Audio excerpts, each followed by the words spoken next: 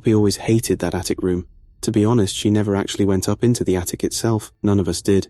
But she hated the small square on the ceiling, the hatch or panel that could be opened and led up to the attic. It hung there in the corner of her room, and though to us it was just a square piece of wood, to Poppy at 8 years old, it was a terrifying portal.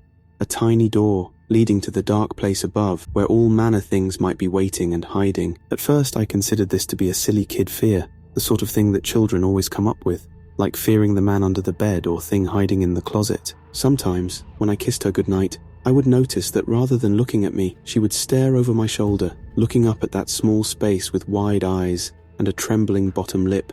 It was just a door, but it scared her stupid. One morning, over breakfast, she asked if she could sleep in my room, with me and her father. When I asked why, she said that the spin jack was in her attic and that she was scared it would come down to eat her. I told her she was being silly and that she would need to stay in her room. That night, I sat with her on her bed, her tucked up and me on the edge, and read her a bedtime story. Throughout the reading, she kept her eyes fixed on the attic. Putting the book down, I picked up a set of nursery rhymes, thinking that if I could get her to say them along with me, it might distract her. Instead, when I opened the book, Poppy began to scream, pointing at the page and the illustration that was on it. "Spin Jack!" she said, screaming. She was pointing to a drawing of Little Miss Muffet, who similarly was screaming, as in the picture, a spider the size of a golden retriever and with a human head crept silently up beside her. I have to admit, it was an ugly drawing. The smiling spider with its brilliant white face and huge toothy grin, creeping forward with spiky-haired black legs, was hideous, but not something that I expected to make Poppy cry. I closed the book and comforted her as best as I could, telling her that there was no such thing as a spin jack. I tucked her in, told her to go to sleep, and kissed her goodnight. Later that night, I was awoken by Poppy screaming. Eventually, she ended up sleeping in our bed. When I went to her room the following morning, I saw that the wooden panel hatch, the lid that kept the attic room closed, was off. The ceiling was at least 10 feet from the ground. There was no way Poppy could have reached or moved it, when the only way we could reach it was with a ladder. I assumed it must have been the wind or some fault, but it did seem creepy. Now with the lid removed, the entrance was just a dark rectangle, like the hole in Rotten Tooth, hanging there in the half-light and hiding whatever lay behind. I climbed the ladder, lifted the panel that had been shoved aside, to pull it back into place when I suddenly thought that I heard something move. A shifting, grating sound as if someone or something had recoiled from the entrance. I replaced the panel and climbed back down the ladder. That night, when I went into the room to put Poppy to bed, I found that the lid had again been removed. Suddenly, I felt less secure. There was no way that the lid could have been removed or come loose again. Now that black space, that hole in the ceiling leading to the attic, was open once again. I grabbed the ladder and expected to put the lid back where it should be.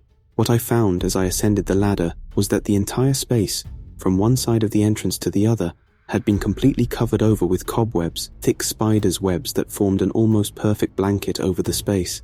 I knew that spiders could work quickly, but there was no way that even an army of spiders could have covered that space that quickly. As I reached toward the web to clear it, I again heard something above move, and I swear to this day, something up there spoke. Something hunched and crawling around in that attic space, something waiting and hungry for meat, said my daughter's name. We moved out that night, and the house was sold within a month. Before the sale, I made sure that a fumigation and pest control service went inside. Whether they got as far as the attic, what they might have found or killed up there, I don't know. Another family lives in that house now. Some would say I should have warned them, but what was I supposed to say? Beware of the spin jack living in the attic? Don't put your children in the room with the hatch. I often worry that one night I'll get a call saying that something awful has happened in that place. I didn't say a word, but I do still worry. The worst part, the very worst part of working at the Rusted Anchor pub, was going down into the cellar. I don't know if it was the damp, the cold, or the fact that the building was pre-Victorian and so the electrics weren't too good, but no matter how many times we changed the bulbs down there, they would stop working.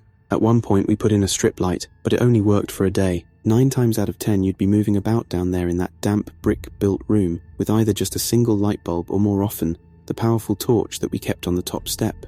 Most times we went down in pairs. In theory, this was because of the bad lighting, a safety precaution, but in all honesty, it was because the place was more than a little creepy, and not one of us wanted to go down there on our own. Like most pubs in England, we had proper pumps that served the draft beer along with some cask ales and soft drinks, the gas pressure pumps to pour the drinks, And the actual barrels of beer and ale were brought from the brewery and put into the cellar via the tradesman's entrance. During the day, with those huge doors open, there was enough light for the whole thing not to be too scary. But at night, it was a different story. Then we would go down slowly, using the torches like searchlights to investigate the corners of the room, the walls, running with condensation and leaks.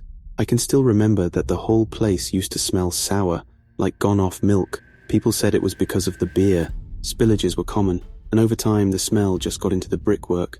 But to me, it was worse than that. It wasn't just the smell of stale hops. It was a smell like decay and rot, like something was buried down there and was slowly but surely rotting away. Once or twice, when the busy evening had forced me to go down on my own, I had literally sprinted back up the stairs. Checking the lines and changing the barrels was an easy enough job, but the problem was that doing so meant turning your back on the rest of the room.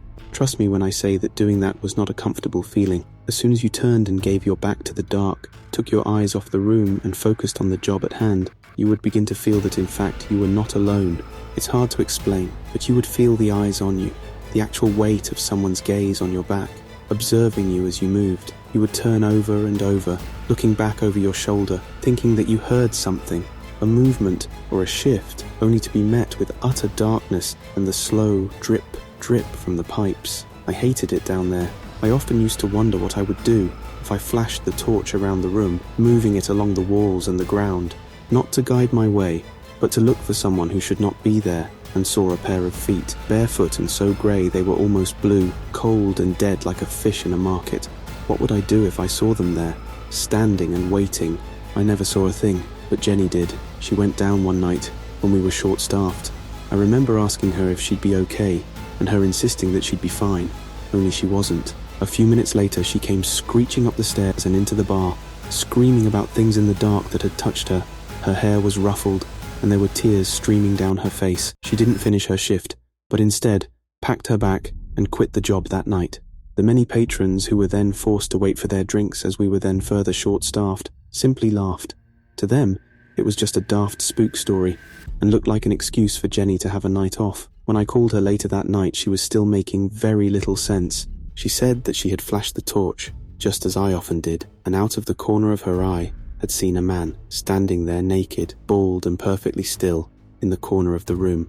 He looked, she said, like he'd been there a long time and like he wasn't alive. She also said that this man leapt toward her and gripped her around the throat. Of course, a lot of people said it was nonsense, that she'd either imagined it or just made the whole thing up for attention.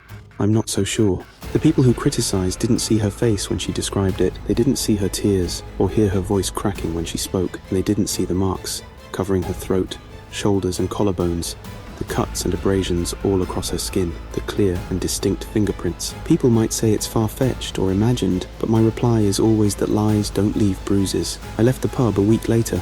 I haven't been back, even for a drink, since, and in the whole final week that I worked my notice, I never once went into the cellar.